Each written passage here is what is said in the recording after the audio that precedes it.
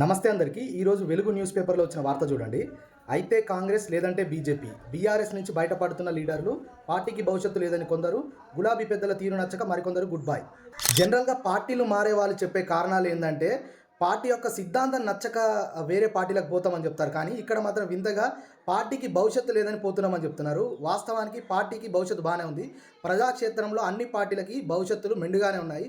కానీ రాజకీయ నాయకుల స్వలాభం కోసం, వారి వ్యాపారాల లబ్ధి కోసమే వాళ్ళు పార్టీలు మారుతున్నారు అయితే మనకైతే క్లియర్గా అయితే అర్థమవుతుంది. గతంలో ఈటల రాజేందర్ గారు బీఆర్ఎస్ నుంచి రాజీనామా చేసి బీజేపీలో జాయిన్ అయ్యి గెలిచారు. అలాగే రాజగోపాల్ రెడ్డి గారు కూడా తన యొక్క ఎమ్మెల్యే స్థానానికి కాంగ్రెస్ నుంచి రాజీనామా చేసి మళ్ళీ పోటీ చేశారు బీజేపీ నుంచి.